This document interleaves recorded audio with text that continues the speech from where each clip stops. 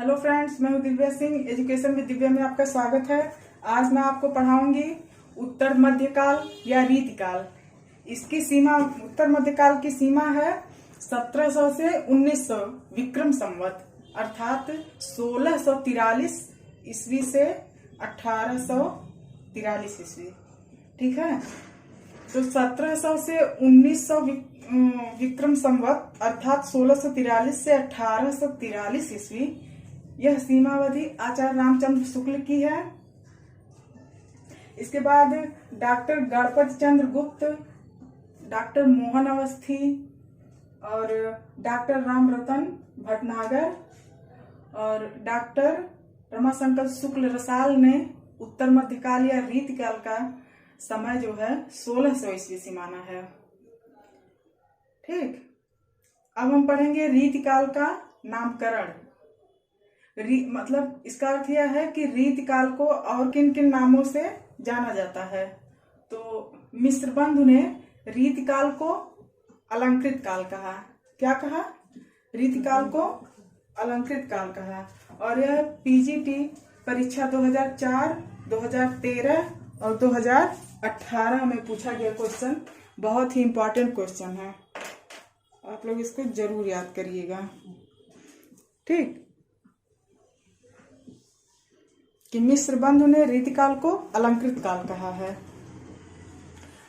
आचार्य विश्वनाथ प्रसाद ने रीतिकाल को श्रृंगार काल कहा है। क्या कहा है?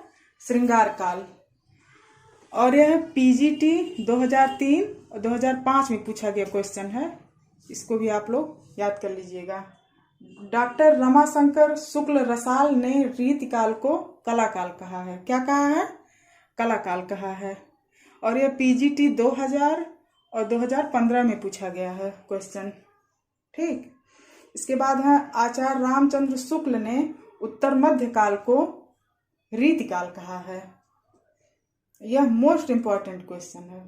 ठीक, आचार्य रामचंद्र शुक्ल ने, जैसे एग्जाम में पूछिए, आचार्य रामचंद्र शुक्ल ने उत्तर मध्यकाल को क्या कहा है, तो आचार्य रामचंद्र शुक्ल ने उत्तर मध्यकाल को रीतिकाल कहा है। यह यूपी पीएससी और एलटी ग्रेड 2018 परीक्षा में पूछा गया है। ठीक है, अब हम पढ़ेंगे रीतिकाल के भेद या रीतिकाल के कितने भाग हैं। तो रीतिकाल के 3 भाग हैं या 3 भेद हैं। कौन कौन से हैं? रीतिबद्ध, रीत सिद्ध और रीत मुक्त।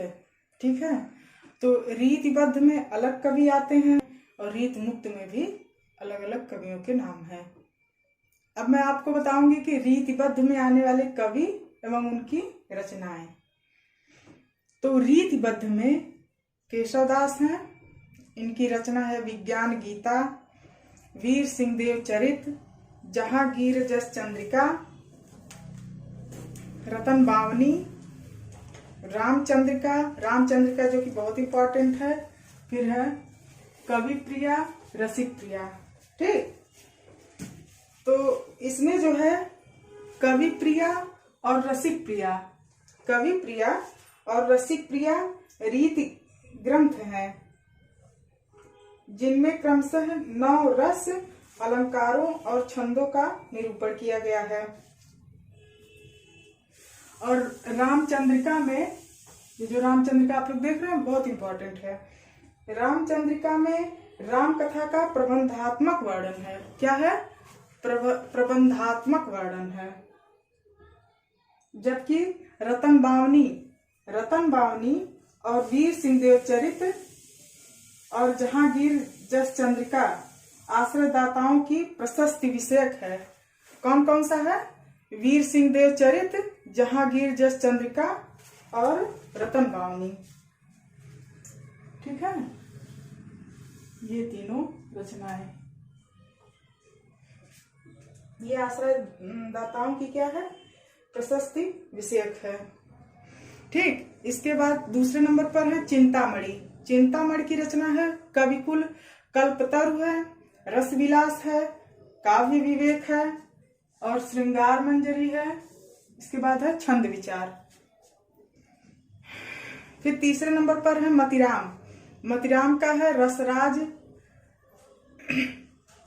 रसराज है, इसके बाद ललित ललाम, फिर अलंकार पंचाशिका, फिर वृत्त कौमुदी। ठीक है, इनकी रचनाएं भी इंपॉर्टेंट है, आप लोग याद कर लीजिएगा। नेक्स्ट कवि है सेनापति। सेनापति की एक ही प्रामाणिक रचना मानी जाती है, कवित्त रत्नाकर, बहुत इंपॉर्टेंट है। इसके बाद है देव। देव का जो है काव्य रसायन, भाव विलास और जाति विलास, रस विलास, भवानी विलास, कुशल विलास, सुजान विनोद, देवचरित, प्रेमचंद्रिका, यह देव की रचना है। इसमें जो है जाति विलास मोस्ट इम्पॉर्टेंट है, काव्य रसायन इम्पॉर्टेंट है। ये देखिएगा, ध्यान दीजिएगा, यह प्रेमचंद्रिका है। ठीक है, और जो केशव दास की है वह रामचंद्रिका है। रामचंद्रिका को आचार्य रामचंद्र शुक्ल ने क्या कहा था? रामचंद्र शुक्ल ने कहा था यह छंदों का अजायब घर है। यह बहुत ही इम्पोर्टेंट लाइन है उनकी। आगे हम जब वीडियो बनाएंगे रीतकाल से संबंधित प्रश्न, तो उसमें सारी चीजें आपको बताएंगे। ठीक है, नेक्स्ट है पद्माकर। पद्माकर की प्रबोध पचासा बहुत इंपॉर्टेंट है। ठीक है, एग्जाम में बार बार पूछा है। और गंगा लहरी मोस्ट इम्पॉर्टेंट।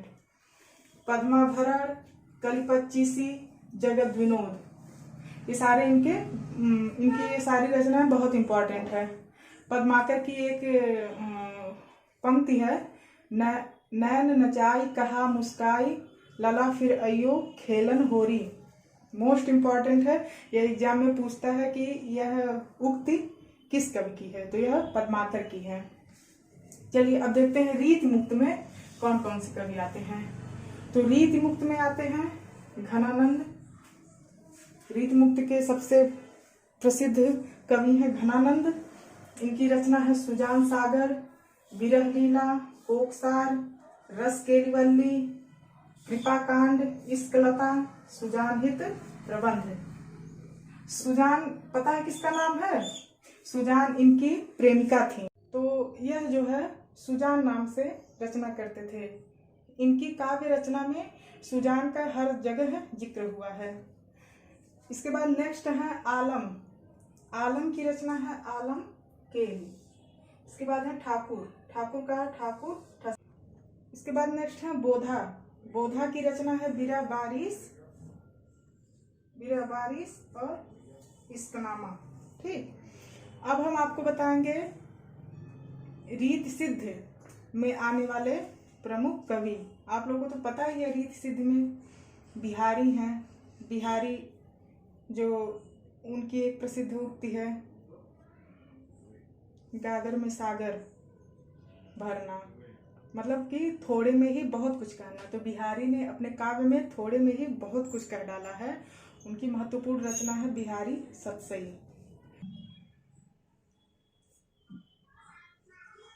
ठीक, तो मैंने आपको बिहारी बारे में बताया। और बिहारी की जो रचना है बिहारी सतसई, मैंने यहाँ पे लिख दिया है, उसमें 719 दोहे हैं। तो यह क्वेश्चन बन जाता है कि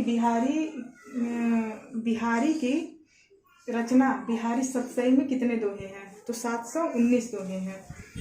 और रसनिधि एक कवि है रीत सिद्ध के, इनकी एक रचना है रतन हजारा। ठीक, अब हम आपको नेक्स्ट वीडियो में रीतिकाल से संबंधित महत्वपूर्ण क्वेश्चन बताएंगे। तो आप लोग जरूर से पढ़िएगा, बहुत इंपॉर्टेंट है। और हमारी वीडियो को देखिएगा, लाइक, सब्सक्राइब और ज़्यादा से ज़्यादा शेयर करिएगा। धन्यवाद।